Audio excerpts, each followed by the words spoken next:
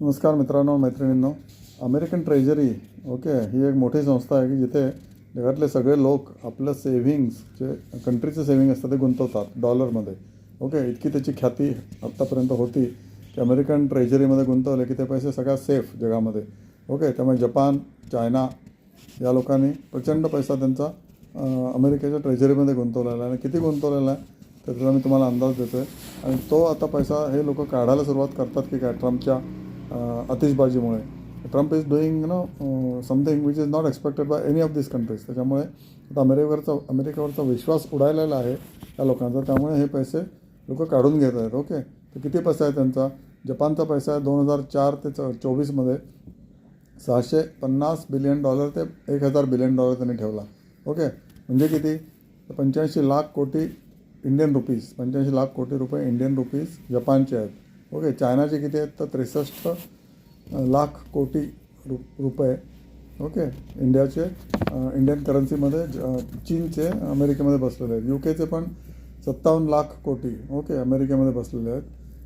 Luxembourg 32 lakh crore. Okay, आणि Canada शेवटचं ज्याच्याशी ट्रम्प भांडतो आहे त्यांचे पण 30 लाख कोटी रुपये अमेरिकन ट्रेजरीमध्ये बसले आहेत. आणि टिपिकल याला यील्ड असते 3.98 4.1 वगैरे अशी, पण ते सेफ यील्ड असते.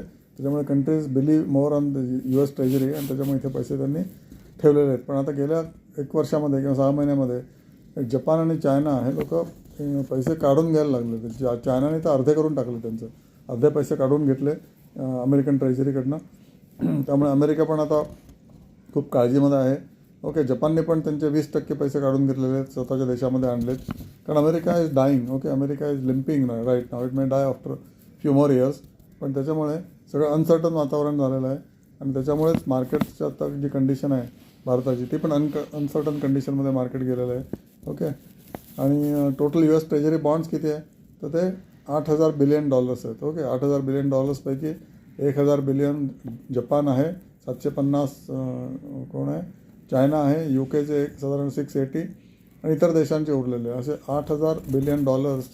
ही म्हणजे प्रचंड मोठी संपत्ती अमेरिकेकडे जगाने ठेवलेली आहे कर्ज म्हणून. ओके, आणि 4% अमेरिका त्याच्यावर व्याज देते इन डॉलर टर्म्स. आणि हे आता बहुतेक शक्य होणार नाही आहे आणि हे व्याज देणं अमेरिकेला परवडत नाही आहे. त्याच्यामुळे ट्रम्प बाबू मागे लागला आहे US ट्रेजरीच्या हेडला, तो इंटरेस्ट रेट कमी कर म्हणजे या जपान आणि चायनाला इंटरेस्ट कमी द्यावं लागेल म्हणून. आणि तो काय ऐकत नाही, कारण इंटरेस्ट रेट कमी केले तर अमेरिकेतलं इन्फ्लेशन वाढेल. ओके, किंवा अजून त्याचे दुसरे इम्पॅक्ट होऊ शकतात. तर असा द्वंद्व चाललेला आहे बिटवीन अमेरिकन रिझर्व्ह बँक आणि ट्रम्प. बघूया का